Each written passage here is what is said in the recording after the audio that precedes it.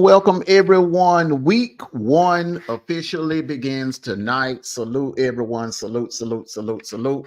Welcome to the Thursday night edition of the First and 10 College Football Sports Show. I'm your host, Armando Black, and I got my co-host along here, D True. Sniper, you knew week one is here. It's official, full week. And hey, it kicks off tonight. It kicks off tonight in Boulder, Colorado. Salute D True, salute you knew, salute Sniper. And salute to the chat, Hello, everyone. hello. Hello, everybody in the chat. How's everybody doing? Are y'all Are ready y'all for ready some for some football? football? I didn't know you were going to do that. Yes, sir. It's here. My bad.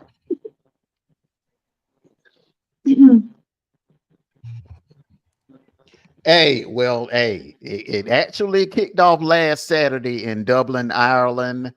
And I just want to give a big shout out to the only three people in America that actually picked Georgia State to beat Florida State. And that was Georgia Seamus, Tech. Georgia Tech. Sniper, and you knew. Shout out, Hello. y'all the only ones that picked Georgia Tech to win that Yes, game. yes, And that yes. it was now one thing we all of us agreed on that it was going to be a good game, and it was a great game. It was a classic. hmm Definitely a great game. Boy, I'm Yes. gonna tell you something. Florida State, they need to beef up that defensive line because Georgia Tech ran all over them. hmm Yeah, Definitely. so speaking on Florida State, how was Saturday's loss to Georgia Tech going to hurt Florida State moving on forward? I What Salute y'all think to think? the Sniper? GP. I can't say your full name, but salute to the GP. She just typed in the chat. Appreciate you subbing up. Hello, Yes, hello. Sniper. Sniper, I would like to hear your opinion on it. Yes, Go ahead. Sniper. What you think? listen. I think that it's not going to do too much to damage their career because of the way the playoffs are this year. I think that they just got to go back to the drawing boards and beat, like I said, beef up that defensive line because Georgia Tech was manhandling them on that line, and they got a decent running back there, Georgia Tech. So it's gonna be interesting. I think that what I said last week about the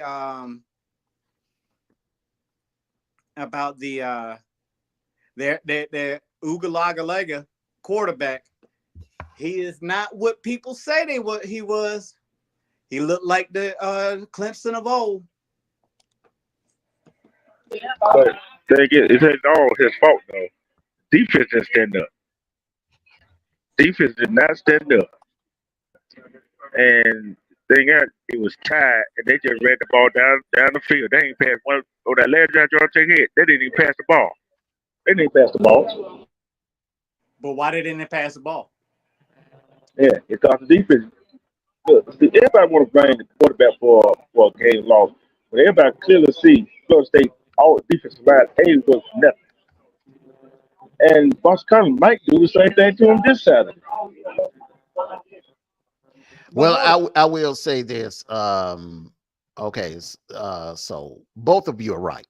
Okay, Uwe Ungalela, brother, look, hey, listen, man, it's time to try a new profession. All right, I don't think quarterback is it for you. You've been in college. This is your fifth season. Salute to you, Sikkim. This is your fifth season, bro. Hello. I just don't think you got it. All right, now you have great accuracy down the field, but your mechanics are terrible. You hold the ball too damn long, and you have slow feet.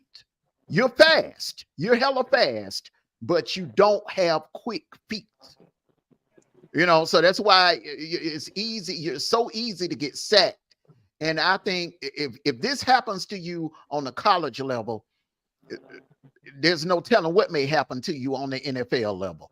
I just don't think football is it for him. He may want to try something else. It just you know, I mean, you went to quarterback camps and all of that in the offseason. I don't see any improvement whatsoever. I don't. The footwork is terrible, and you just hold the ball too damn long. Now, as far as Florida State's chances of getting in the playoffs. Florida State fans, calm down. Calm down. Stop all of this. The world is going to end and the sky's falling and all of that. So let me just take you back to 2016. Let me take you back to September 2016. Remember Deshaun Watson? Remember that great Clemson Tiger team in 2016? They had an even worse loss at home in Death Valley to Pitt. They lost to Pitt at home. All right. And if I'm not mistaken, I think it was homecoming. All right. So what happened after that? They won the rest of their games. They went on and played. They went on to the playoffs, blew Ohio State out of the water, went to the national championship game and beat Jalen Hurts in the Crimson Tide. Okay. So does this torpedo your season? Is this a season ending loss? No, you can learn from it. But I think there are going to have to be some changes at quarterback. I don't know who the backup is, but Norvell needs to get him ready because you're not winning the ACC. You're not winning the national title with Uwe Ungalela. Salute to you, Black Gal, Stickum, Miss GP. Hello. Who picked Florida State to win the ACC this year between the four of us? I didn't pick them to win the ACC. I picked Clemson. I think D True picked Florida State. If I'm not mistaken, I'm trying to remember the brackets. I can only remember I know I picked Clemson because I think Clemson will. The only L that Clemson will take will be Saturday. I think they'll run through the rest of their schedule after this Saturday. But also, what D True was saying, I think that they were also. They gotta do something about that defense. They got to do something about that defense, and I think if they take care of the defense, it will put them in a better position to win more games. But they got to do something with that defense. Yeah, they could stop Georgia Tech on third down. Can't stop Georgia Tech on third down. The offense cannot get no rhythm. That's just point blank. So, and I think. Yeah, Boss Colorado beat them this weekend. Oh boy, it's gonna be a long season for them, and they're going to have to win the rest of their game. Well, the thing about it is, I'm not really going to harp on the D line because if we're going to say that about Florida State, we could say that about UGA last year. Because if you don't, I mean, Sniper, a lot of us, we could be prisoners of the moment, bro. But they did the same thing to our defense. In that season finale last year, I think they ran up like a little over 200 yards rushing on the ground. Hey, King, he just ran through our defense like X-Lax. So I'm not gonna harp so much on Florida State's D-line because I don't think it's that bad. I think Georgia Tech's running game is just that good because they did it to our defense, which we all know was a superior defense last year. But I'm gonna rebut that, and I'm going to agree with you for the simple fact Georgia Tech did run on our defense last year, but you know how we played Georgia Tech. We played Georgia Tech to their level, but what I would say is this is the first game of the season. And like you said earlier, the calm your horses. You got time to make adjustments. And I think Florida State could make adjustments. And agree with you. They need to start looking at that second string quarterback, whoever it is, and to start getting him prepared, because if that quarterback play does not fare well with him, they're gonna have a long season. If they make the adjustments they got to do, they can make a run for that ACC championship. And that's exactly what I was saying. And that was in response to what D Trooper was saying, because he was harping on the D line. And I just want everybody to remember Georgia Tech did that to everybody last year. Just about. They finished in the top 10 in rushing. They were one of the one of the best rushing teams in the nation last year. And they did that to our defense last year. They did that to Clemson's defense last year. And they did that to Miami's defense last year. You know, this ain't Florida Atlantic or anything like that now. This is Georgia Tech. They had a darn good rushing team last year. But the bottom line is that Georgia, Memphis, Miami, they won their ball game. And we're not hopping on the defense. Look at Georgia Tech, a new defense coordinator, new defensive scheme. First season, first game, they stopped Florida State when they had to. See what I'm saying? And Georgia Tech did not drive the ball on them team last year for a game-winning drive.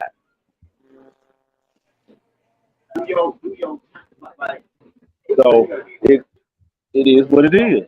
They is but the boss got to do the same. The boss got to do the same thing to them this week. Then what the excuse going to be? Well, it's not really an excuse. We just giving an observation. The thing is,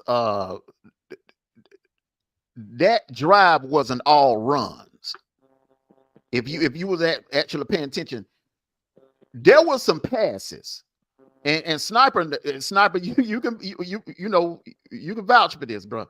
There was some passes, some very good passes, clutch passes that King made on that last drive. It wasn't like run like the Giants did the Bills in that Super Bowl that year. No, it wasn't like that.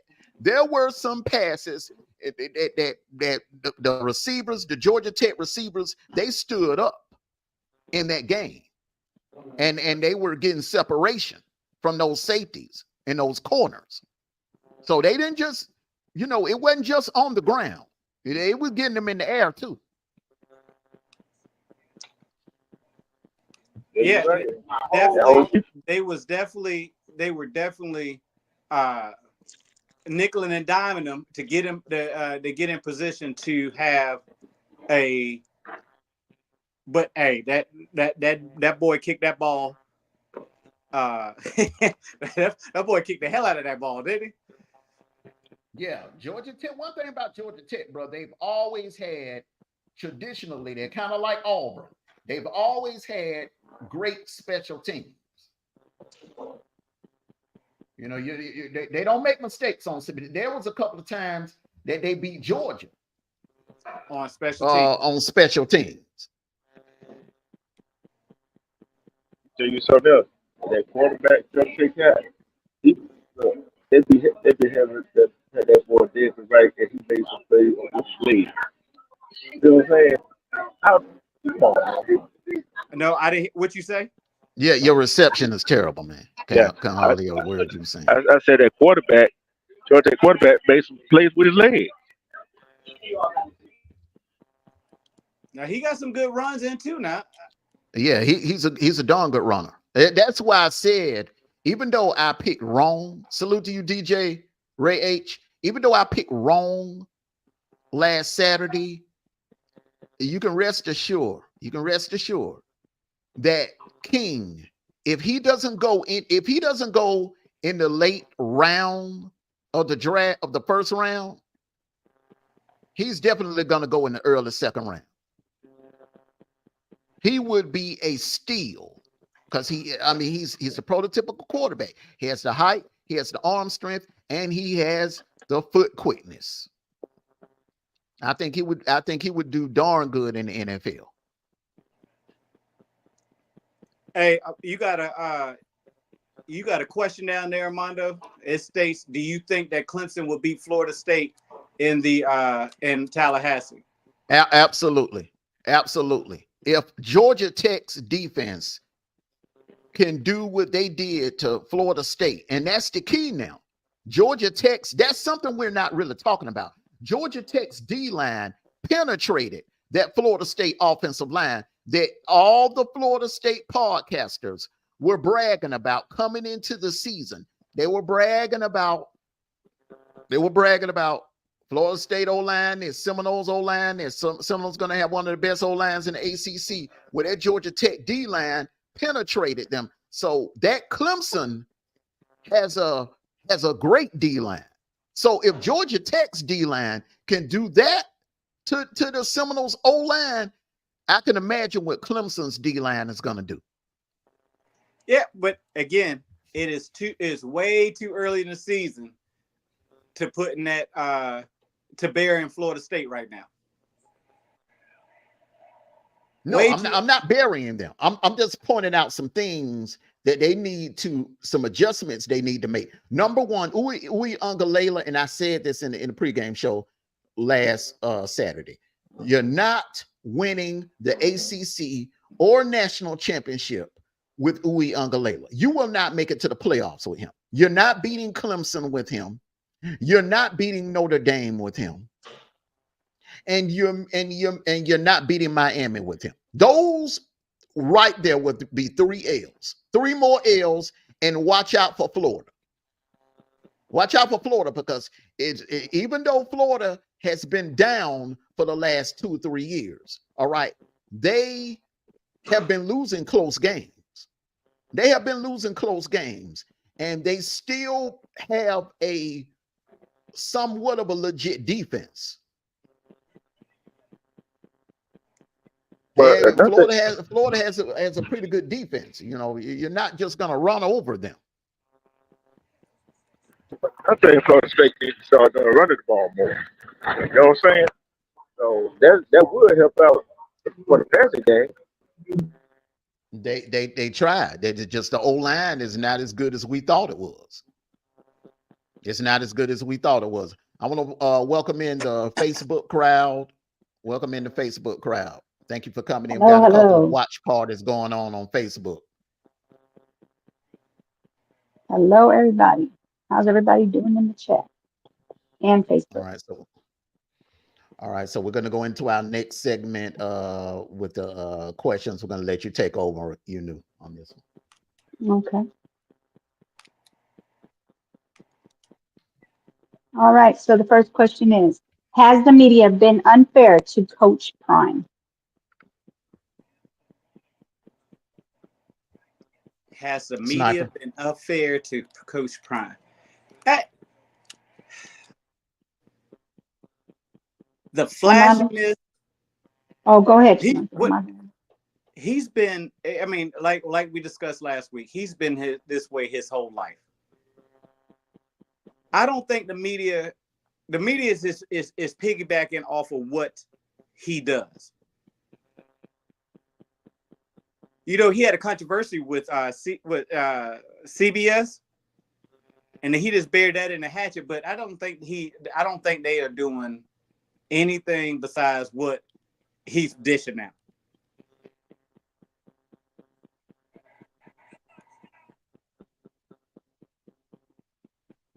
All right. What do you think, Armando?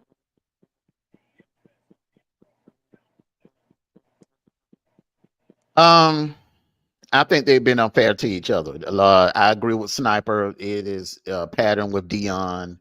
When it comes to the media, he has been kind of sensitive. Okay. I love Dion. Dion was, as a kid, Dion was one of my heroes, when he was at Florida State and I was in high school. He actually had a poster of him on my locker. Okay. So Dion was I just want to make that clear to any Florida State or Colorado fans out there. I'm not Dion bashing. I know we're in the Colorado group chat. Well, this is being streamed in the Colorado group chat, so I just want to make it clear.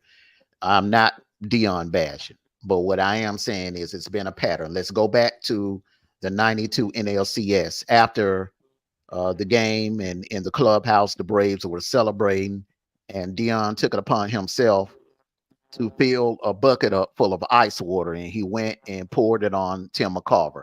Tim McCarver at the time was a play-by-play announcer for the MLB playoffs, and he made a statement about Dion playing football for the Falcons early up in the day. This was on a Sunday, early up in the day, and then flying from Miami on a private jet back to Atlanta and playing in a playoff game, which he hit. If I'm not mistaken, he batted like 300 in that game, in that playoff game against the Pirates. So, but that's neither here or there. When it comes to the media, sometimes you just have to just brush it off and just like ignore some of the comments. Kind of like I love the way Kobe used to handle the media. He had a lot of haters in the media. Okay, and when it comes to this question, has the media been unfair to Coach Prime? I don't think so. Now, there are a few people uh that he's called out. And the thing, and I just want to say one thing about Paul Feinbaum, and I've been on his show several times. Paul Feinbaum flip-flops. He flip-flops more than Mitt Romney. Okay. I remember watching Yeah. Paul Feinbaum one day. He was praising Georgia and Kirby Smart, and he's on for 4 hours now. That first hour, he was praising Georgia and Kirby Smart. And by the end, in that last hour, when those Alabama callers started calling in, he started, throwing Kirby under the bus and started talking crap about UGA's, talking about UGA had a weak schedule. So Paul Feinbaum is a flip-flopper. He is not consistent. So you can't, you got to take him with a grain of salt. Can't take what he says serious. All right. Now, if it's any coach that should have a gripe, and I feel like that's been unfairly treated in the media, it's Kirby Smart.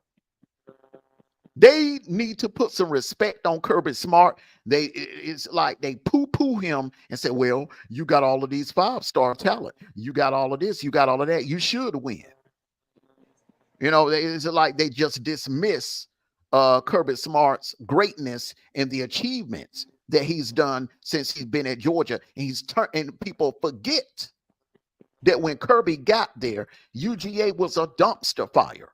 It took us, 3 overtimes to beat Georgia Southern the year before Kirby got there. We lost to Vanderbilt at home the year before Kirby got there and in Kirby's first year.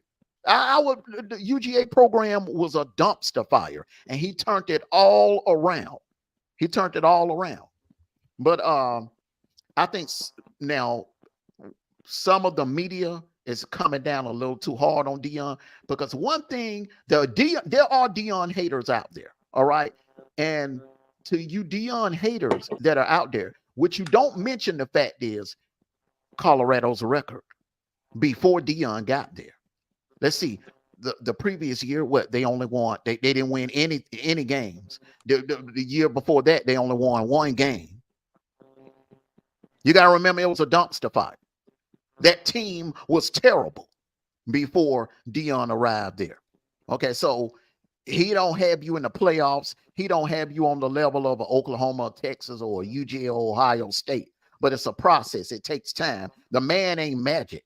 He wasn't going to come in and just, snap his fingers and turn you into a 10-win or 11-win team. But I will say this. 5 of those losses last year, 5 of those 8 losses, they only lost by 1 point. Remember, they could have easily been 9-3.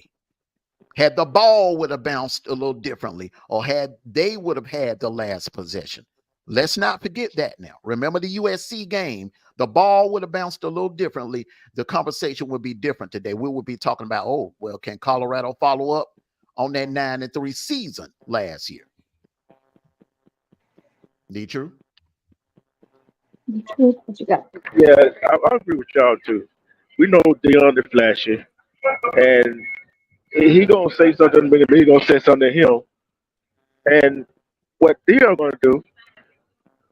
All he have to do is just put a team out there, show he can coach, and get them to winning. Guess what? That shut all the haters up. So the media and the Deion, they good.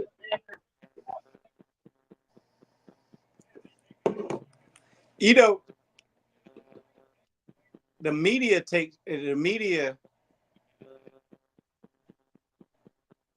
will banish anybody. They'll smack anybody's doggone face any chance they get, because they want to hear. They want it to be they don't want to see wins right now. And with his background, that's what you expect them to win right now. You gave him a chance. He still, I mean, his first year coaching, you don't expect anybody to come in first year coaching and start this to win the national championship off the brick like that. People need to calm down and let this man work. I'm a big fan of a player, but I'm not a big fan of a coach. But hey, everybody needs to have a chance to do what they do.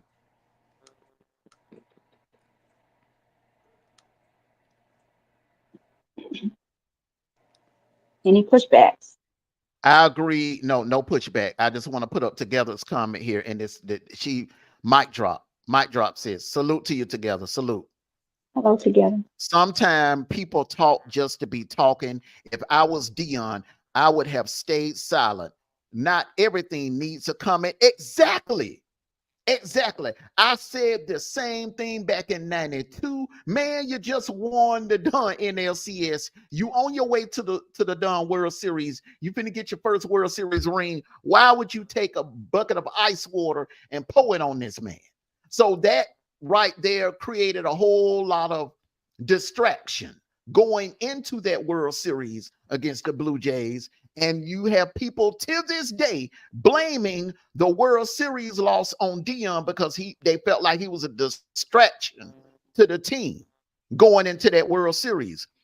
Look, like I said in my live last night when it was on a totally non-sports subject, elephant don't swat flies. Okay, Dion, you're big time. You're bringing new eyes to college football, brother. Just hey. Let your team do the talking for you this year. Let your team do the talking for you. All he had to do was revamp the O-line. The O-line is being revamped. We're going to find out tonight. The skill set, no question about it. He has one of the best quarterbacks in the nation. At least he don't have the same problem that Norvell has. You feel what I'm saying? So right about now, there's only one way to go is up for Colorado. All right, and just close the mouths of these naysayers. But as far as him being treated unfairly by the media as a whole, I don't agree with that. I think if anyone has a gripe, it is Kirby Smart, in my opinion.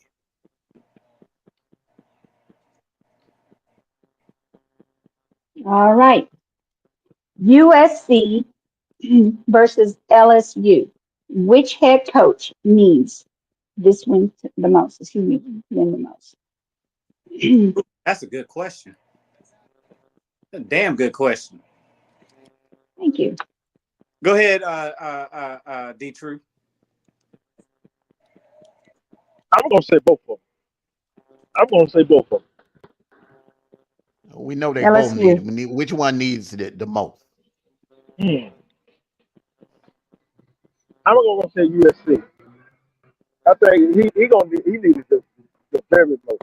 Because he left one school where he was doing good. Now he went to a glamorous job per se. So now he got to put the product over the field to prove he can win. But now in the Big Ten, he asking for a whole lot. So I think the USC coach needs just win most. Because LSU gonna get them. Go ahead next. Sniper. I want to say it's Lincoln Riley. I think Nick, this to piggyback off of what D. True said. He went there expecting to put the West Coast back on the map. He had the quarterback, he had the defense. He has somewhat of a defense. The West Coast never have a good defense, but he had the defense. He pulled players from all over the country. And now it's time to put up or shut up. it is very much time for him to take USC to the next level, or not. He's going to be a coordinator with his brother down in South Carolina or Clemson. Sorry.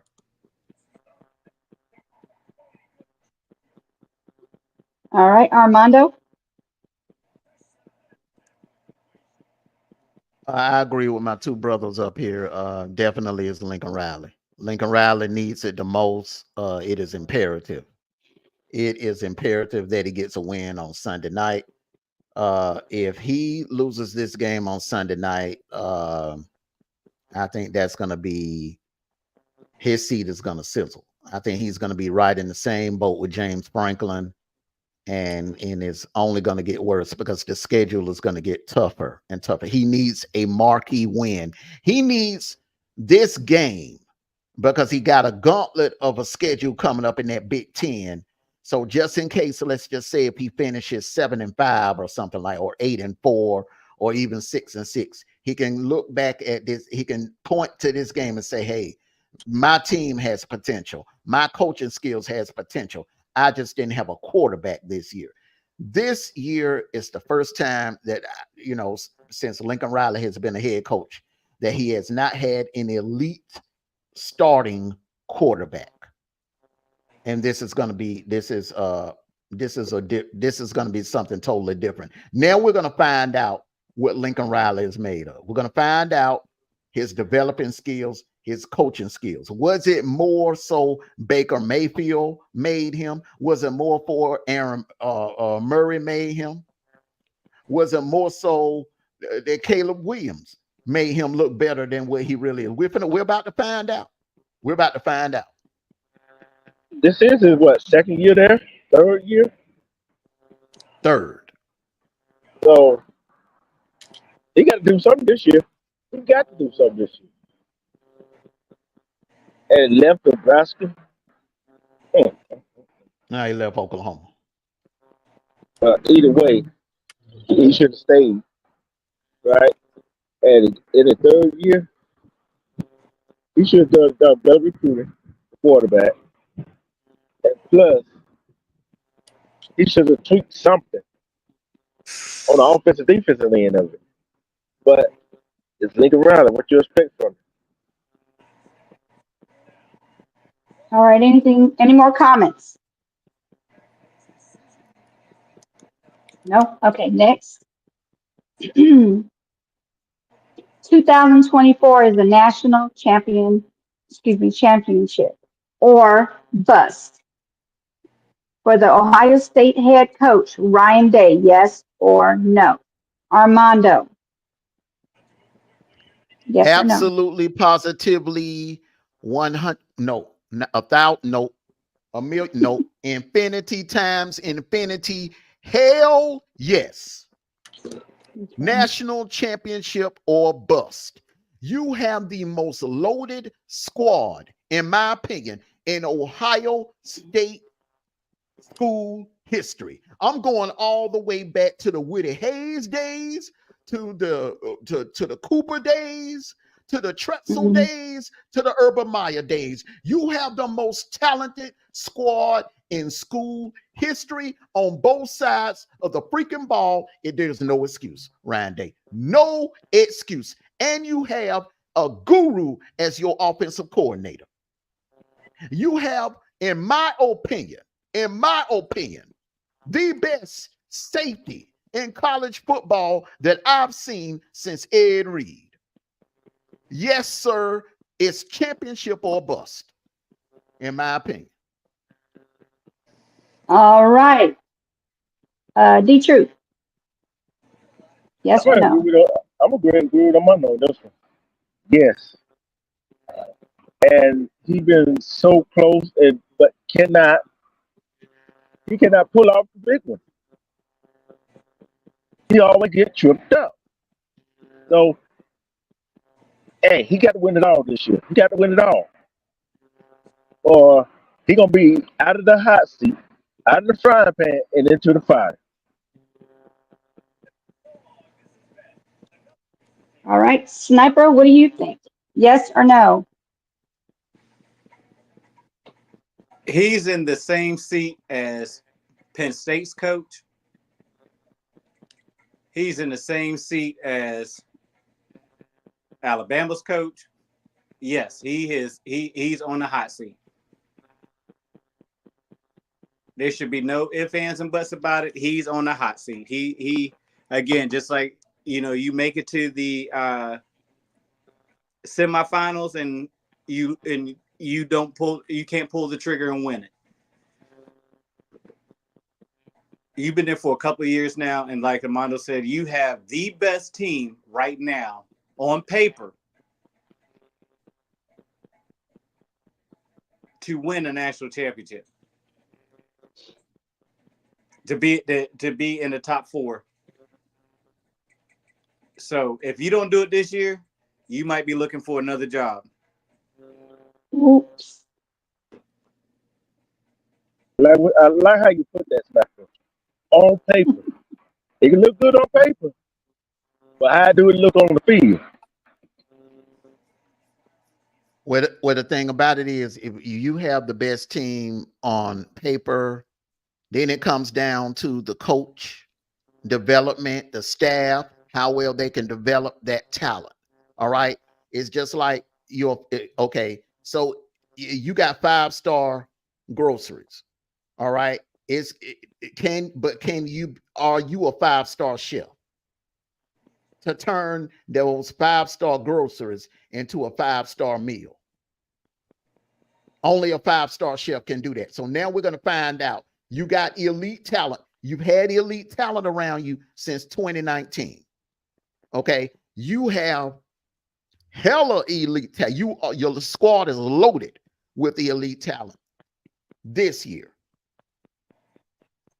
The question is, like the great Kirby Smart says, what we're going to find out in 2024 about Ryan Day. Are you elite or are you not? Because your squad is elite. We know they are elite. Ryan Day, are you elite to take them to a national title? So, you know what who he reminds me of, y'all? Who? He reminds me of our old head coach. Now you remind me of Marv Levy. Now he reminds me of Mark Richt. Have all this talent around you, and you can't do nothing with them. The reason why. Go ahead.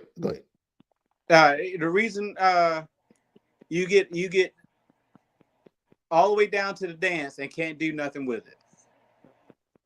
You let certain teams beat you consistently. Because remember, Mark Richt, Florida had Mark Richt's number every year for a while. So, again, put up or shut up. Okay, the reason why I would never put Mark Richt on the level of Ryan Day, in my opinion, because Mark Richt never even got UGA anywhere near the BCS championship game. Okay, got a couple of SEC titles, and those were years that the SEC was down. 02, the SEC was down. Spurrier had left.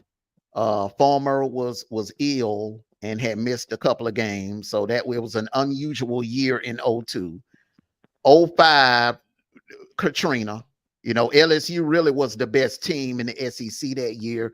But when you're being like bussed and flown out to different facilities in San Antonio one day, and you're in Baton Rouge, I'm sorry, not Baton Rouge, but Lafayette another day, that can weigh on you.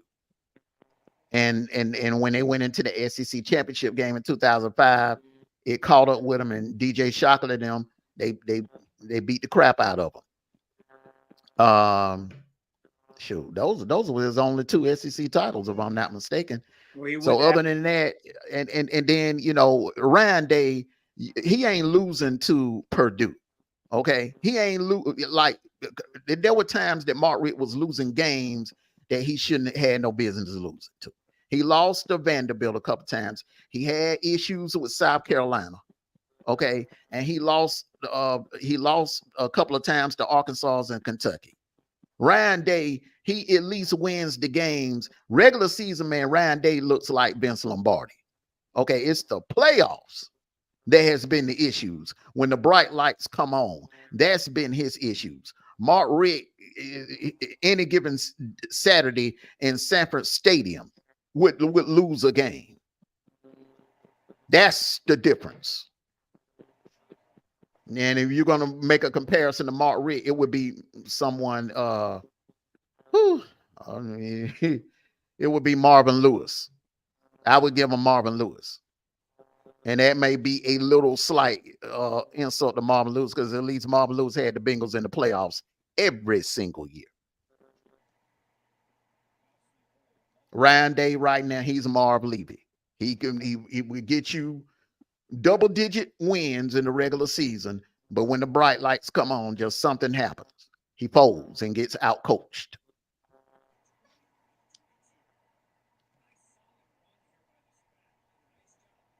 Okay. Any pushbacks or any comments?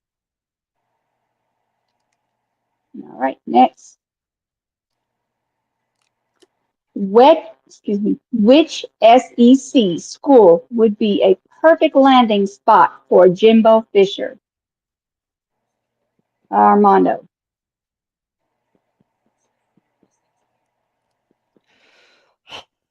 They're gonna laugh at me when I say this. I want They're it. gonna laugh. I I already want know. it. So I can hear Sniper gonna get a good laugh off this, but I really feel like this would be a great landing spot for him, and I think the market is building up there, and I think he can do something with this program.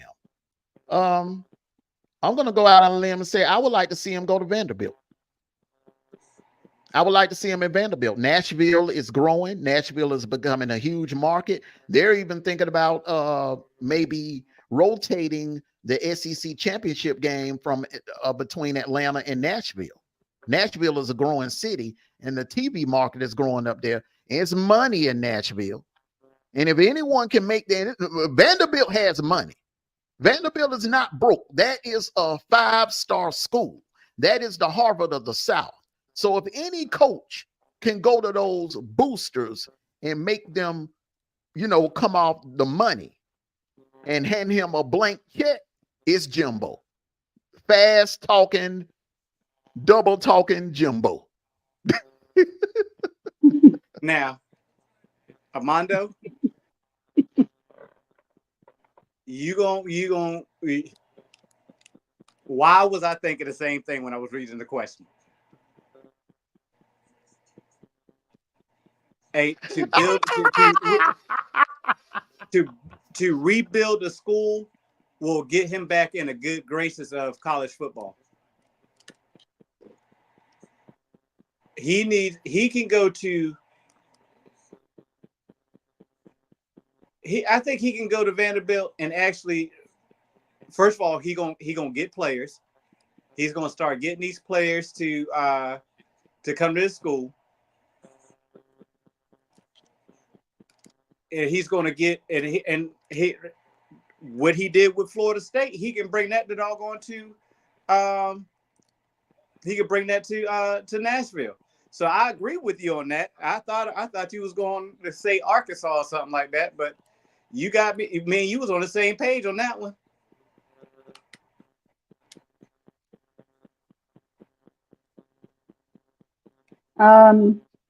Okay. What about you, D Truth? What do you think? I'm gonna say Mississippi State. I want to say Mississippi State.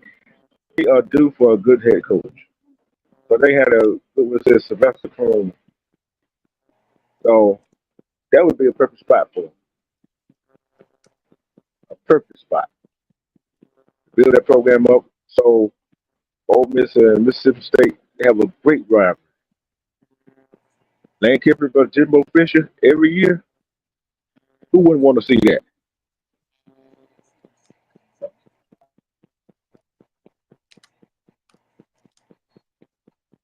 You know what the bad thing about it is that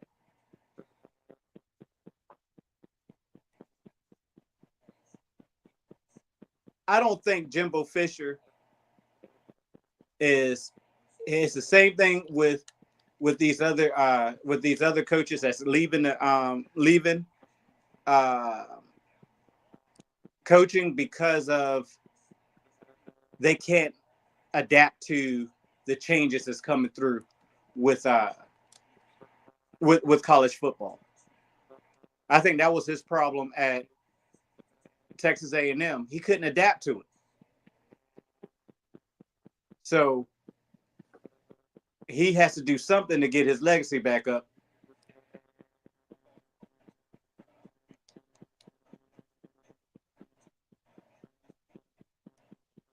Anybody? Anything else? Sikkim says, "What about Ole Miss?" And so I'm gonna get two birds in one stone. Okay, I'm gonna get the Ole Miss and the Mississippi State. All right, Lane Kiffin is a hell of a recruit or a hell of a recruiter. Okay, all right, and a developer, a great developer. All right, so that's why what he's doing at Ole Miss is working. All right, because Lane Kiffin is one of the greats when it comes to developing players. All right. Jimbo is not so much a great developer, all right, but he can go out there and get talent.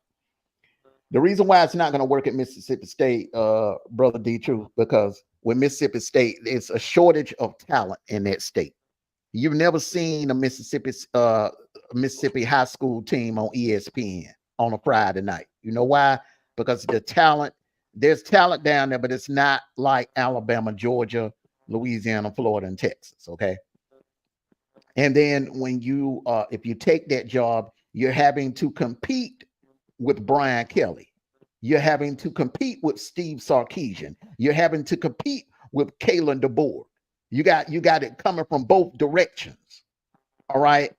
So the reason why I say Vanderbilt, because that's a little further to the east, is Nashville. The market is great. The market is booming. That city is booming.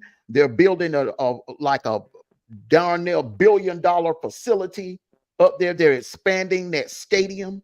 That stadium is going to be humongous when they get done with it. I think this would be a perfect situation for Jimbo if he could go there and do something that no one has been able to do other than James Franklin. But if Jimbo, he didn't even got to win no national title, did you? All he has to do, get them in the playoffs. Get them in the playoffs with a 10-win season. That's all he has to do. Get him in there with a 10-win season. And he'll become like a god up there in Nashville. That's my but I see what you're saying. But with all my friends, Vanderbilt gets the talent. We're gonna see if the Jimbo Fisher is really good at what he do, recruiting and coaching, or just his namesake. You know what I'm saying? That's why I said Mississippi State. That's why I said that. I think that Jimbo Fisher is a very good coach. I mean, think about when he took over for Bobby, the late great. He didn't. I mean, he had no problems. He took that program and kept it going, and had winning seasons each time.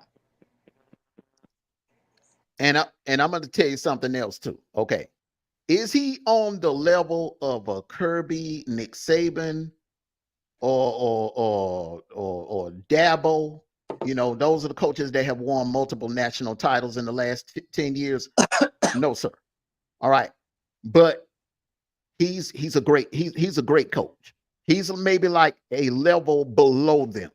All right, he won a national title. Now let's talk about 2013. Okay, now remember before he got to Florida State, Bobby Bowden, may God rest his soul. Bobby Bowden, when he left, it was that program was in turmoil. That program was on the downslide, and Jimbo came in and resurrected that program. And they started winning ACC titles, and then they won the national title. Okay, now let's go back to that night in Pasadena, and you know this as an Auburn fan. That man made some calls. I mean, he made some gutsy calls. That fake punt. But one thing, come on now, you down 21-3, and you take a chance right there in your own on your own 38-yard line and call a fake punt. That took balls to do. All right. Then when he came out in that second half and called a couple of reverse plays, which you got to remember now, Auburn's defense, them defensive ends they had that year, man, they had lightning speed.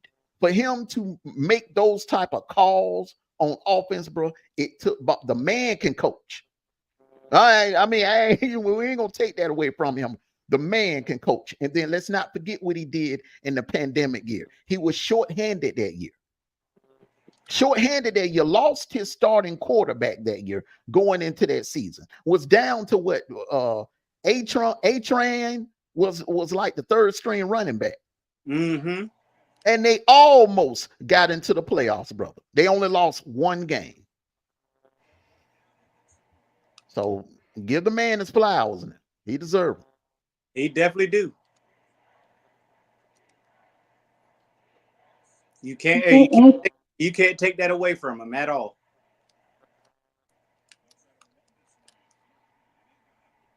But I'm like this right here. Either school will actually show his coaching potential. You know what I'm saying? Can he bring them two schools up? Either way. I agree. I just think it'll be more of a challenge in that Mississippi area, especially in Starkville.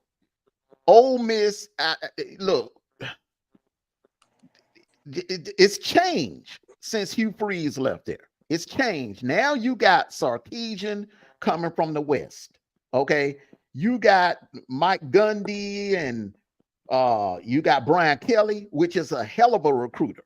All right. And what good talent you do have in the state of Mississippi. Brian Kelly, Sarkisian, they're going to come in there. Then you got DeBoer coming in from the East. Then you got whoever ends up at Florida coming in from that direction. It's just they're going to come in and pick your best crop of talent in the state of Mississippi. And you're going to be left with 3 stars, 2 stars, 3 stars. And you have to compete against other SEC schools, elite SEC schools, that's loaded with 4 and 5 stars. I just think I like his chances better at Vanderbilt. It's just perfect. It's a perfect situation right now for him, or let's say if it ain't him, Urban Meyer or Dan Mullen. Vanderbilt right now, Nashville right now is a gold mine.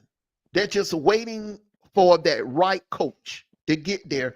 All it takes is a coach that can come there, wheel and deal with those boosters and do the same thing Kirby did in Athens. Go to those boosters and say, are you tired of watching them guys up there in Knoxville celebrating and winning big games? Are you tired of getting dragged by UGA and BAMA?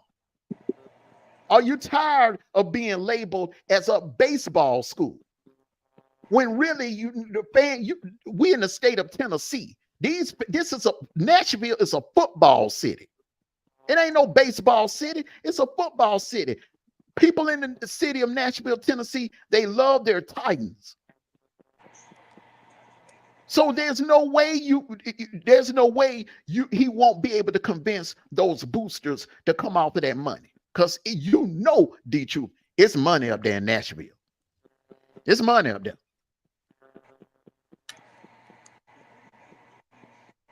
Hey, another thing. Here's a twofold question. Do you think being in the SEC, can he coach in the SEC? Yes, he did.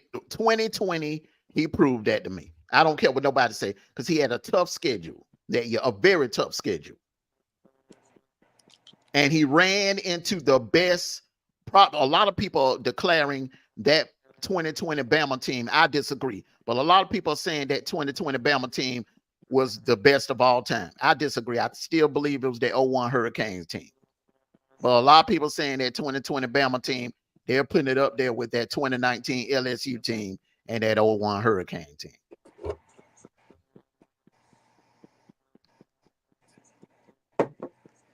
Any more comments? Oh, go No, ahead. we good. All right, next. SMU is a very dangerous team in the ACC this year. Yes or no? Sniper. I forgot what the score was last week, but they were looking kind of fishy. Again, it's the first game of the season. I think they can make a lot of noise in the SEC, or the ACC. But they got some improvements. They got some improvements to get done. That's what I think. But they could be dangerous if they make the improvements and make the adjustments, because they struggled. I believe they struggled last week, if I remember the score correctly. They gonna struggle. They struggled a little bit last week, and I guess it was the jitters, the first game of the season. But SMU could make some noise in the ACC.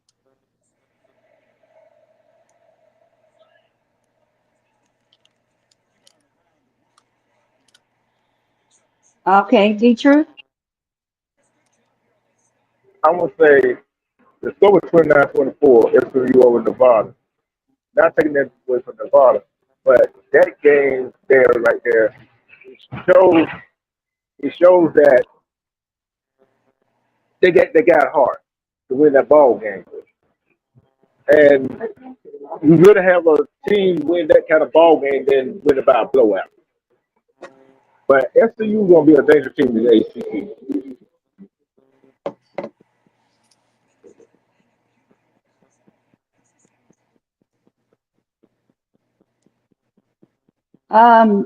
If I'm on the right spot, they got Yes, SMU. 29 to 24. They got 29 to Yeah, 24.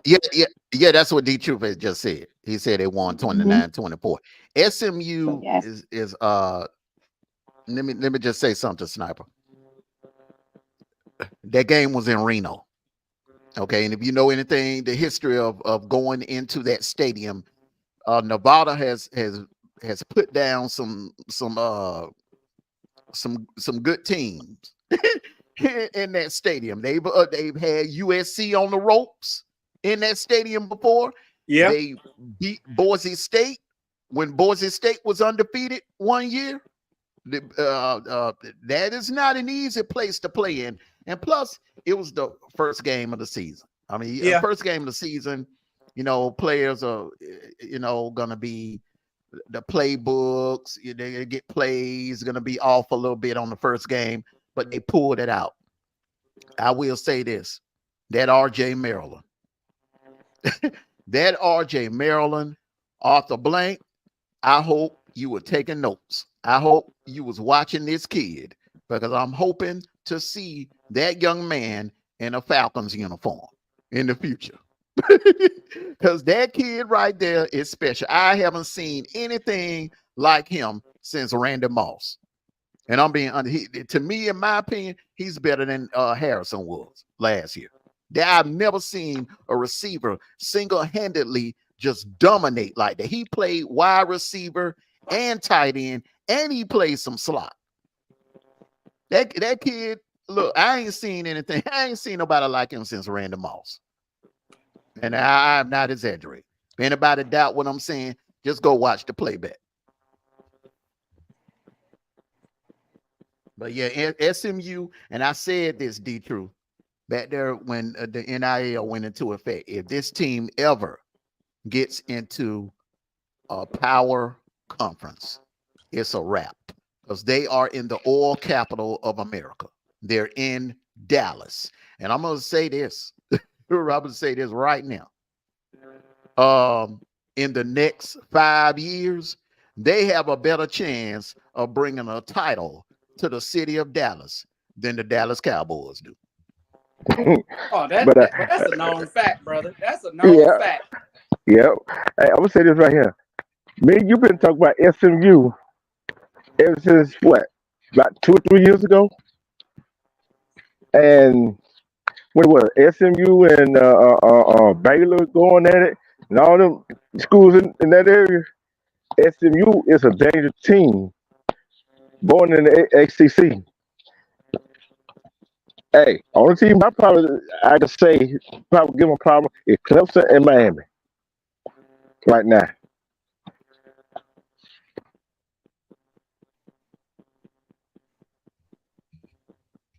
Yep.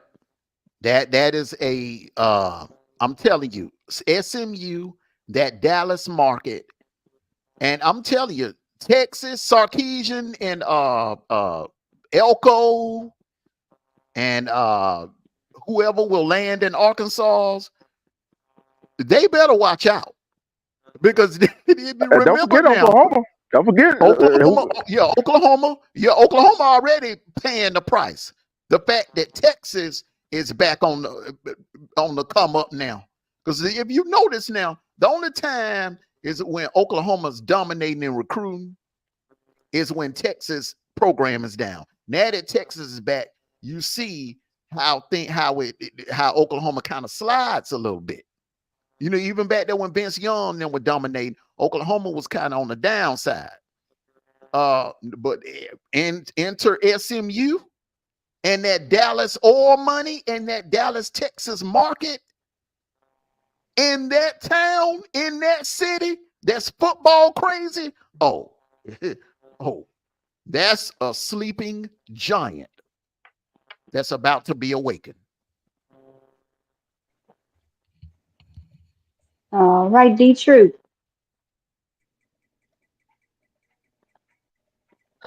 I already gave my answer. Okay, well, Sniper, you done? Yeah, well, I'm All waiting on right. the next question. Okay. Injuries and suspensions will hurt UGA on Saturday against Clemson. Yes or no? Armando.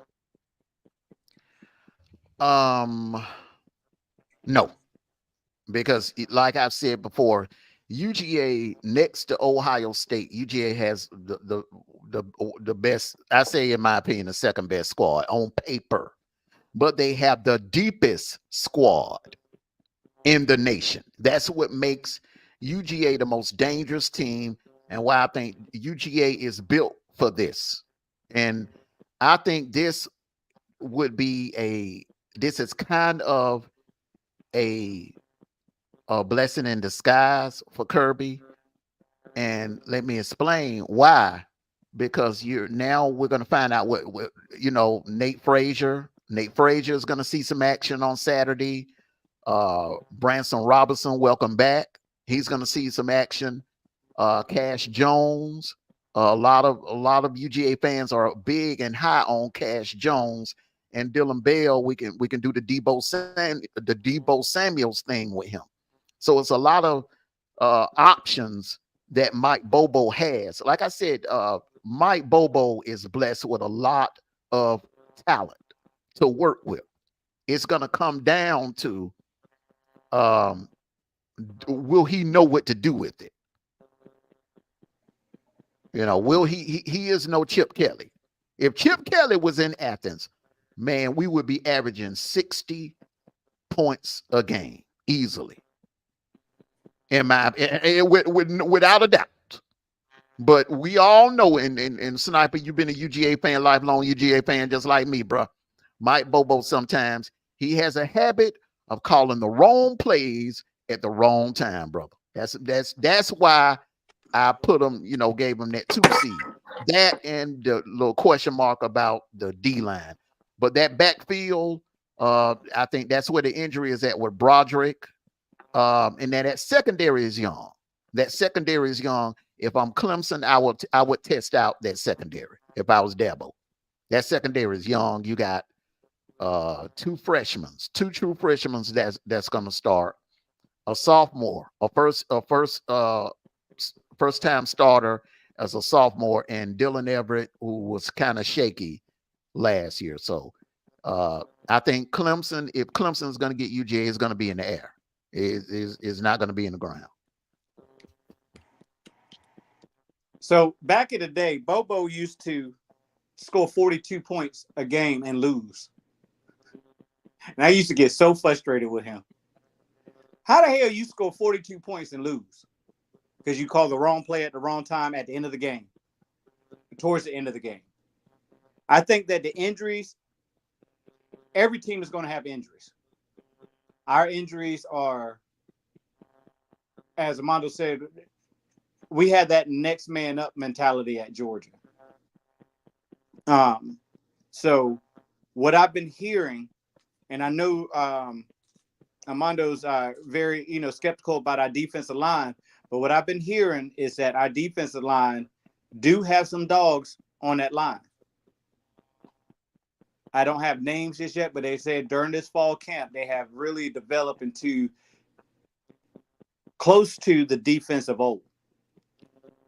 But injuries, suspensions, I think that ET, he's going to be, he'll probably get half a game because his DUI was dropped off the case, but Kirby handles things differently. Now that was Smile Mundens was dropped. I think ETN stuck. If I'm not mistaken. No. ETN's was dropped. I was reading about it the other day. He still had the reckless driving, or not the reckless driving. Having an open container as a minor. That one stuck, but the DUI was dropped. So he might get a half a game, and he might be able to play this game and not play the next game. We won't know until Kirby put his his starting roster out there. But I don't think that the injuries are, because again, we are deep in every position. We have more. One thing that we used to stress about is about our receiving core. We have more receiving. We have a receiving core out the rear end this year. We got more there. We got more defensive backs this year than we had in previous years. So Georgia will be okay. It's come down to the play calling. It's going to come down to the execution. That's all it's going to come down to. All right, D-Truth, what do you think? I'm gonna say maybe because of what Steph just said. That last part he just said, right? But at the same time, all them bright lights gonna get them backups. Are they gonna be like a deer in the headlight when the game lights comes on? That's what I want to know. Are they gonna be? I don't care. You got next man up mentality, whatever. Are they gonna be? Are the bright lights gonna get them?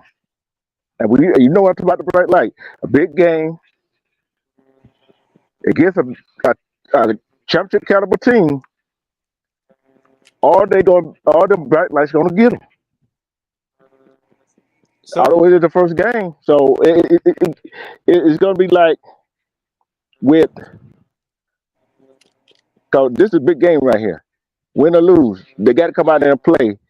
But hopefully, that the bright lights don't get to those young kids. See what I'm saying? So this is some of the kids they're gonna be starring. This gonna be the first big game they ever played in their life in front of a big crowd. So you got to take that into consideration too. That's why I said maybe, but not too much. Not too much of the injuries. But I want to see how the coaches get that distraction or the suspension and get them player focus. See the suspension, What? them players could have that got suspended could have they could have helped their suspension. You see what I'm saying? They could have avoided the suspension, but they didn't. So Well, well, I will say this. This is something that's not new with Kirby. Kirby had to deal with this in the middle of our championship season in 2021. We were hit hard when we lost Adam Anderson. That was a huge loss. That just came out of left field, out of nowhere. He was our best pass rusher at the time, and he went and got Quay Walker ready. We had that game going into the Tennessee week. He got Quay Walker ready. Tennessee came into that game hot. They were on a 6-game winning streak. Mm-hmm. And hey, Kirby has had to, and let's not forget, JT Daniels. JT Daniels went down, and what he do? He said, "Hey, hold my beer. I'll put my third string out there. I put my 5'9", 185-pound third stringer out there, and he won a national title. So it's not new to Kirby and the staff to have to make adjustments with the younger players. Can I say something real quick? Go ahead, man. It one thing that we do as Georgia fan, or when it comes to Georgia, is that they get playing time as a freshman.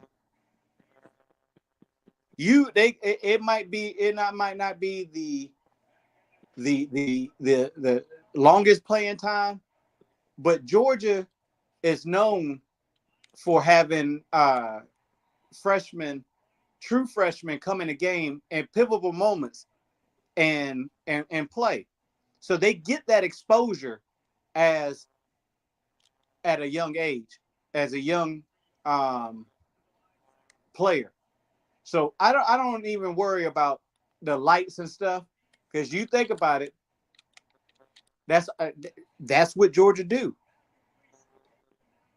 Think about the freshmen that we had played last year, or the 2 years we won the national championship. True freshmen. Mm-hmm. So the lights is not the big, the being under the big crowd and doing this and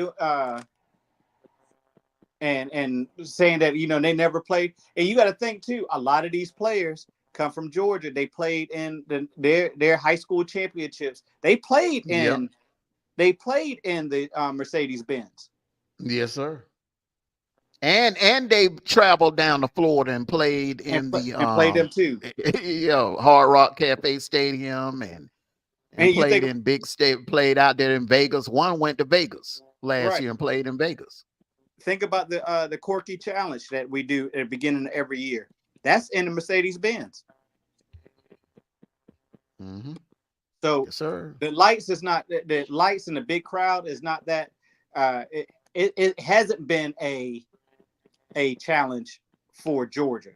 It might be for some of these other schools like Auburn, but they don't. We play our players throughout the year. And I want to say I think the only person that it will kind of come back to bite, Trevor Etienne, because what I'm hearing about Nate Frazier and and his performance in the scrimmages, in the fall scrimmages, if he goes out there and shows out like everybody's anticipating him to do, he goes out there and show out and go for over 100 yards on the ground. NTN, there might be an issue because he'll move into that number one spot. Right now, ETN is the number one running back, but that can change. That can easily change. Have you seen Frazier's highlights? Yeah. That boy's feet do not stop.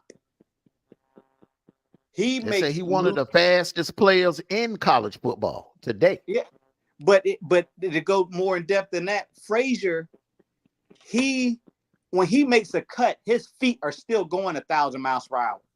Mm. He's not one of those that has to break down, make a cut. He makes a cut in full motion. if he gets the understanding of this game, I'm telling you right now, he could be a Heisman candidate early. Mm-hmm. I haven't seen anything like him at UGA since Garrison Hurst. In my opinion, Garrison Hurst had quick feet, and he had that explosion, and when he got out in the open field, it's over. It was over. You wasn't catching him. He reminds me, you know who else had quick feet? Marshall. Mm-hmm. Only thing about Marshall, man, he didn't read he didn't read the hole. He didn't hit the holes like Todd Gurley. He had the speed. He just didn't follow his blocks that And he well. stayed. He didn't have that he didn't have the vision like Todd Gurley had. Kind of like with Nick Chubb and Sony. You know what I'm saying? Nick Chubb had the power. He would bowl people over, but Sony had the vision to create holes and make things happen and make the defenders look silly. Right. But Todd Gurley, Swift, and No Sean Marino have said on podcasts lately that they were like, man, they wish they had the skills that Nate Frazier had. All three of them have said that. And those are three UGA running back legends. All right. Any more comments? All right. A Penn State loss to West Virginia will be the beginning of the end for James Franklin as head coach. Yes or no? And why, Armando? Yes, his time will be up. My favorite play would say that his time will be up. It's just too much underachieving. You know, he had too much talent to come through Penn State. We talking about Penn State. Penn State is a blue blood, okay, a true bona fide blue blood program. All right, this man has been given the keys. Is no excuse. Is absolutely no excuse why he should not have this team in the playoffs. I don't expect them to win the Big Ten. I'm not expecting them to win the Big Ten or to win the national title, but I'm at least expecting them to get in the playoffs. And the same thing I said with Ryan Dem, Sam about James Franklin, but I'm saying it like this: it's playoff or bust for James Franklin.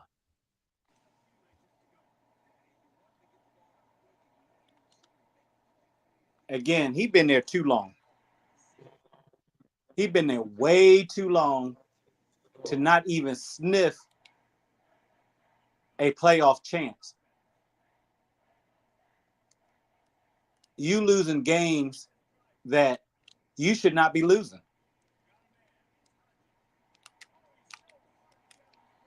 This is not. This is your year to either you go back to high school coaching, or you have to win your division. So yes, this is a make or break deal for him.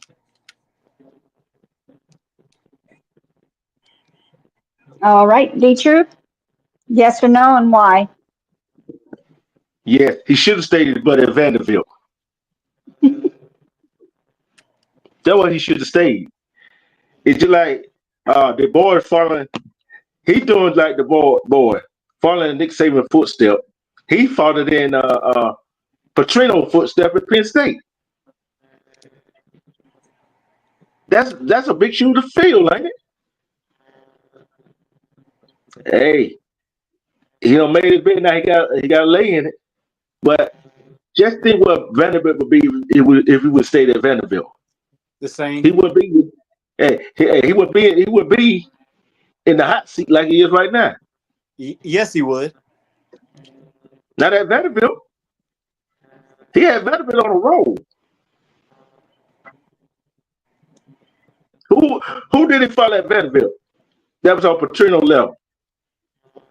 go to Penn State? Nobody. He has a big shoe to fill. He has some talent, and lost game he shouldn't have lost. So, hey, he on the hot seat. That seat is sizzling. He's on the hot seat, definitely. And I'm gonna tell you, they're on upset alert because this West Virginia team is It's pretty nothing. good. Yeah, it's not. It's a reason why two people on the college game day panel picked West Virginia to win the Big 12. It's a reason why. I don't remember the two, but two people picked them to win the Big 12. So they better watch out. And this is an old rivalry. This is like Georgia and Clemson. This is an old backyard rivalry with West Virginia and Penn State. They're old Big East rivals from back in the 80s. I remember they used to battle back in the 80s.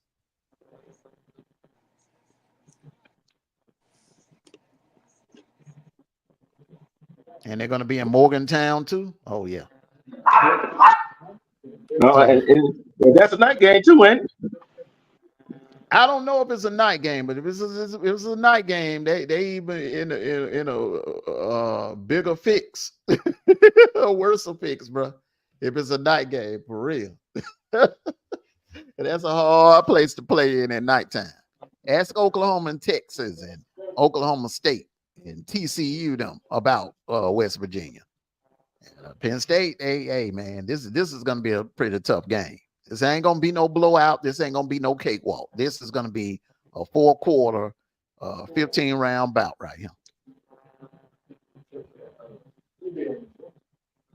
But to go off of what you were saying, D-True, even when he was at Vanderbilt, he was not a household name. Vanderbilt was still getting beat left and right by everybody in the division. He had to make a name for himself. He was averaging like 9 wins. One year they won 10 games. They were like winning. When he was there, I think it was like 8 wins, 9 wins. And one year, his best year, he was there. I think they won like 10 games. Nine regular season and including the bowl game. So they were 10-3 to finish. Penn State in trouble. They're in trouble. Is that West Virginia? Oh, they like it. It's a.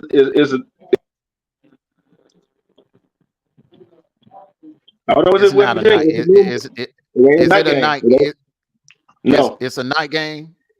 12 p.m. Oh, they all right. I thought you said there was a night game. They're not really in But trouble. They got to come ready to play. But they ain't at home. they at home. But it's the thing about it is, if I'm a road team, I would much rather play on the road at 12 noon than to play on the road at night. Don't you agree, Sniper? I do. And you knew? Yes, I agree. I mean, think about Definitely it. less dangerous. It's less dangerous, that's for sure. If I had LSU on my schedule, I would and I see 12 noon. I'm feeling better about the situation. But if I see LSU on my schedule and I see 8 p.m. or 9 p.m., oh. That's why they call it Death Valley for real. Yeah. And especially in Louisiana, them lights will go off at any time. Just saying. Yeah. Big difference, brother. Big difference now. So, yeah, Penn State, man, I think they'll be all right Saturday, but James Franklin better watch out because he got it's not a gauntlet because he don't have to worry about Michigan this year, but he still has Ohio State to deal with. Got to deal with Ohio State and those other, mid-level teams in the Big Ten. You got to watch out for Maryland. You got to watch out for Purdue. You got to watch out for Iowa. And you definitely got to watch out for Wisconsin. Yes, sir. All right. So hey, they're getting ready to kick off here shortly in Boulder, Colorado, man. Any final thoughts? Well, we Yeah. got two games. We got two games tonight that we need to pick. Two games tonight that we need to pick. I'm gonna pull this up, but I'm only going to put up the two Thursday night games, and we're going to pick on these games here. And I have a poll going right now, and Colorado is running away with us. Colorado is at 72%. Colorado. North Dakota State is at 28%. Who wins tonight's game? And people are saying Colorado. Who are you Colorado. going with? You knew you got Colorado. All right, write that Colorado. down. Mm-hmm. You wrote that Okay. down? Mhm. Colorado. Yep. Okay, right. Because so far, you knew has a perfect record. You knew is 2-0. She's the only one that's 2-0. She picked FAMU and she picked Georgia Tech last Saturday. All the rest of us are 1-1. The rest of us are 1-1. Now, Oh D2 yeah, and 0-2. And you Sniper yeah, 1-1. but I bounced back. Don't worry about that. But back to Penn Bounce State got back from UCLA. what? UCLA got Penn State got UCLA and USC. Okay, we'll deal with them, but go ahead. Let's go ahead and make our picks because we got, it's almost kickoff time. Ooh, this is a tough one. This is a tough one right here. Go ahead, Sniper. I'm still thinking. I'm going with the underdogs this time, y'all. I'm going Colorado. I'm going North Dakota State for the upset. You got that? You knew? You got that rope? You got that Yep. down? I got it. Mm-hmm. Don't say Okay. nothing when that Colorado whoop y'all tails. I'm just saying. D Truth. Yeah, you want me to go first, D Truth? Or you want to go last? How you want to do it? I want to go last. Okay. All You already right. know how I feel about North Dakota State and Colorado, boy. Okay. I have to roll with on this one. That crowd is going to be electric. Dion is one thing about him now. When he doesn't do that much talking, he hasn't done that much talking this week. Look out. He's more dangerous when he's quiet. And he has a chip on his shoulder. You thought he had a chip on his shoulder last year? He definitely has one on his shoulder this year.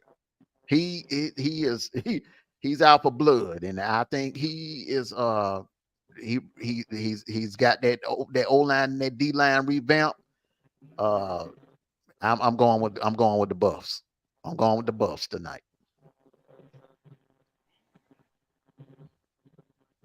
Well. Boy. Okay, so Hey, D-Truth, Snipe. there's like two teams. It's not like you got a list of teams. Go ahead. Which one is it? Colorado Hey, or North Dakota? but you know, North Dakota State has been in playoffs. They've been in big games on the road. Okay. You don't Okay. understand it. She don't understand about North Dakota State. See what I'm saying? So I'm gonna have to roll with Snipe on this. I gotta go NDS. I gotta go NDS. To Colorado prove Okay. something. To Colorado prove something with that O line and that defense. I gotta go to North Dakota State. All right. That's 2-2. So Armando and myself, Colorado. We got D-Truth and Sniper on North Dakota State. Who I just will want to say win? Colorado. Go ahead. I just want to say one thing real quick, and I just want to fresh my two brothers' memory. Okay. Now, North Dakota State, we've seen them do their thing. We've seen them go into power conference schools and pull some surprises. All right. And everything that the two of you were saying, it sounds good. It sounds good. Sounds good, But in but it real don't. life, North Dakota State ain't never did it on prime time. They ain't never did it at night. If you can remember, they did it to Iowa, 12 noon. They did it to Wisconsin, 12 noon. They did it to Minnesota, 12 noon. Brother, this is prime time. No, wait. It's Hold dark. on, hold on. It's gonna be a blackout. It's But at you said, nighttime, brother. They ain't never went in nobody's I'm telling you stadium. another thing. No, let me finish. Let me finish. I let you talk, and I ain't interrupt you. They ain't never went in no Power 4, Power 5 team house at nighttime and pulled off no upset, bro. Until I see them do that, oh, bro, I'm rolling with the big dogs, with a big buffalo. But not too fast. If Colorado was all that, they'd be looking 11.5 points favorite. They should have been 30, 40, 50 points favorite. At home at nighttime? Georgia ain't even 30 points favorite in But Atlanta. that's a different ball We game. playing in Atlanta, and we ain't no 30 points Hey, put favorite. it away. We could be But playing. Hold up. either. We could be playing a North Dakota State, and we would not be no 30-point favorite against no dang freaking North Dakota State. So come on, man. Come on. I'm gonna say it like this right here. I'm gonna say it like this right here. Dion is not playing this game. It don't matter if he's quiet, if he's talking, if he's riding his bicycle with his 8 toes. He is not playing this game. We have to see what he is going to put on the field. He ain't calling plays, defense or offense. Just because he hired old boy from the Buccaneers, oh, his name escaped me, and I was thinking about where y'all two was going. It don't make a difference. Warren Sapp, the Sapp Warren man. Sapp. At the end of the day, I'm taking addresses, and so is North Dakota State. We taking addresses. They got the address of Colorado. Guess what? They come there, they're gonna handle business.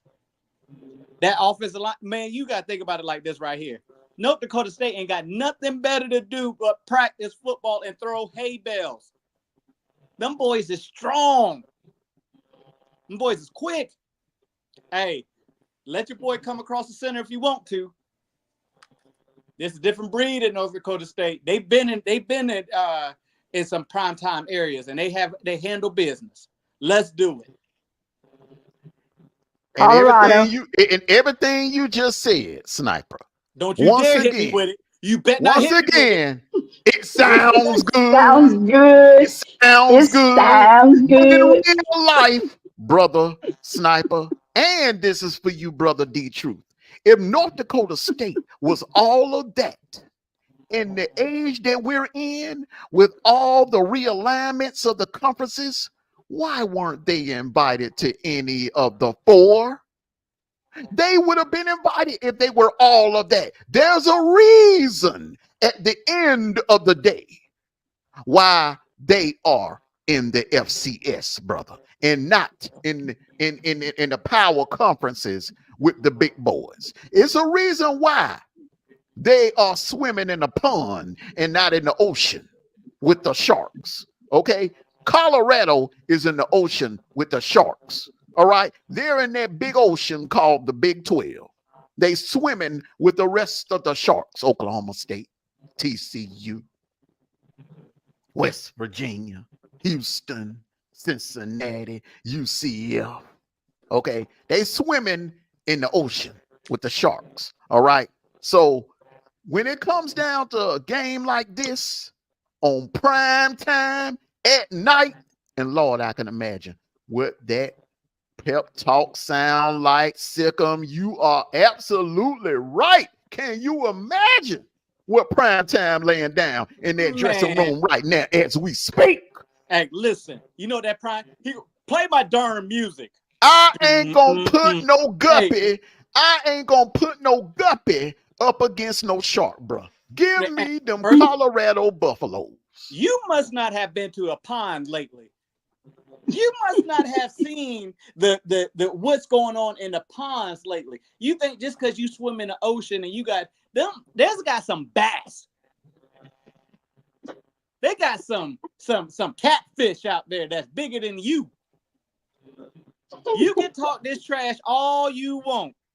But I'm gonna tell you right now. Hey, I even go further, and then we'll get to the second Would game. you, if in a fight between a shark and a bass, would you put your house on a bass to defeat that shark? To get away from it? No. To get away from it? No. Not to defeat it. Hey, To listen. defeat it. Hey, listen. Put that shark down. Would you put your house on a bass putting down a shark? Hey, listen. Today, No. today I will put. Hey, listen. You must go live and do 10 push-ups if your team and Dion get beat tonight.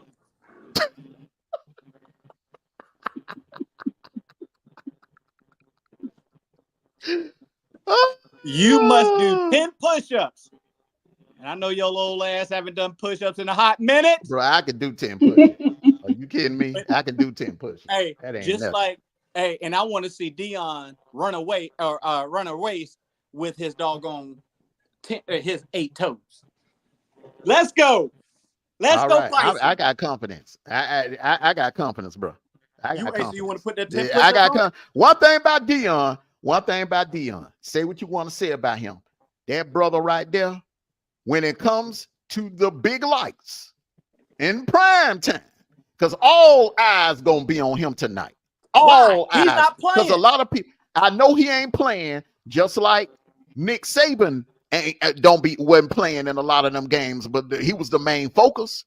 Just like Kalen DeBoer ain't gonna be on the field Saturday, but who everybody's gonna be talking about. And I don't even know, other than that, Jalen Miro, I don't even know who the other starters are for BAMA, because all they've been talking about is, can Caleb DeBoer do it? Can Caleb DeBoer do it? Can Caleb? The focus gonna be on him. All eyes gonna be on Tuscaloosa, wanting to see how Caleb DeBoer can coach on a big stage in the SEC at Big Bad BAMA. That's what everybody want to see. And just like tonight, everybody been trash talking this man, putting this man down in the offseason and everything. You think that man ain't gonna have them boys motivated and ready tonight? Man, please. Man, he had him motivated for Oregon, and what happened? Smack, smack. Look. He had him motivated for. He had him motivated for. They weren't gonna be Oregon. They was not going to be Oregon. That Oregon was a perennial power. That was an elite team. That's just like putting UAB on the field. That's just like putting UAB on the field with Auburn. All right, you can do all the hype talk and all of that you want, but at the end of the day, bro, that ain't gonna do you no good. Now on to the next game, so we can get on up out here. North Carolina, Minnesota. North Carolina. Okay, you got North Carolina. Write it down. So you 2-0, you could be 2-0, or you could be 2-2. You know what I'm saying? You sure can be 2-2. You might be 3-1 because Colorado's going down. I'm very confident that after this week I will be 3-1. I'm going with the Tar Heels. I'm going with North Carolina. Minnesota, it just something about the recruiting up there. PJ is a good coach, but the recruiting is just, and I don't understand his talent in that state. But I got to roll with the Tar Heels.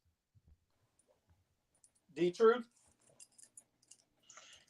I'm going with North Carolina because the last few years North Carolina has been coming on. They've been proving they are more than a basketball school.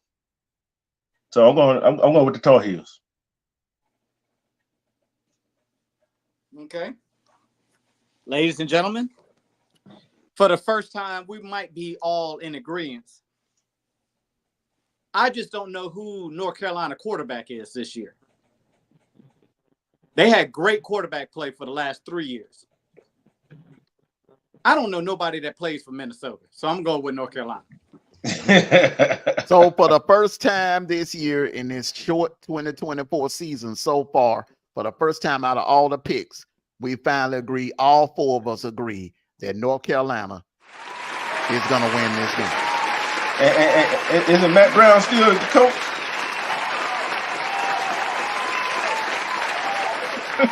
You heard me? Yeah, Matt Brown is still the head coach. There you go. That's all need to be said. Mhm.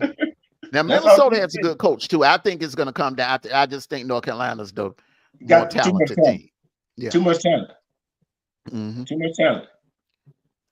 All right. Great show. Great show. Everyone, so yeah, some got to give. You knew going with the favorites. Well, last week she went with the underdog. She went with Georgia Tech and FAMU. This week she's going with the favorites, Colorado and North Carolina.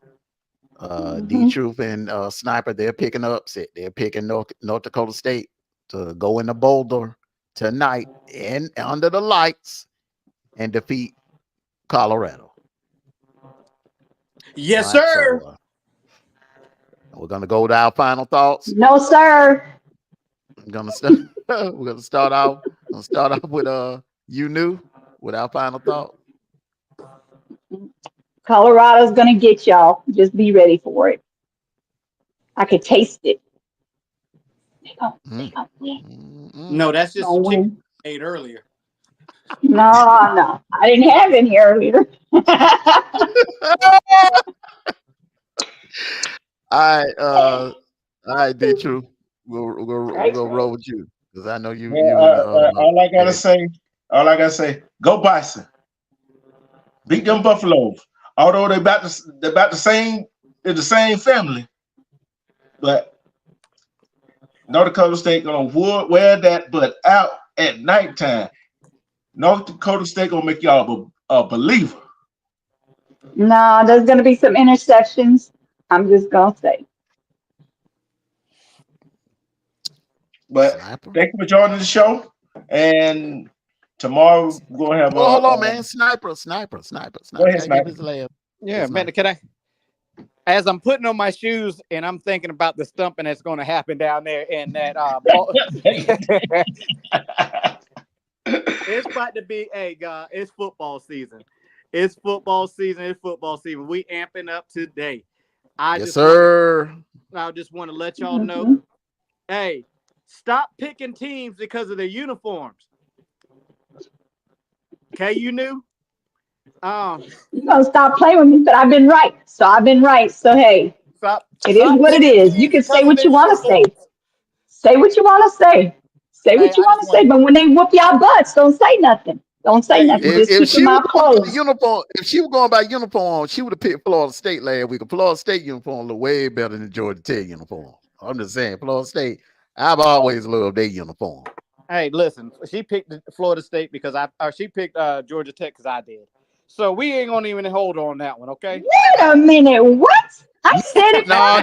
first. She went Hey, before you did, bro. She picked hey, Georgia Tech first. I She know, picked Georgia Tech first. you know, I got to pick on somebody, but hey, it's game. Yeah, I know you do. You do. It's game time. Next, hey, I see y'all at the end.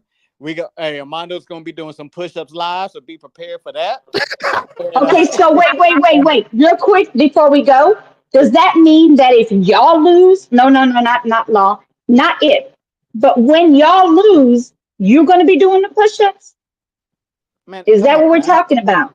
come on now. I do push-ups shirtless. Let's go.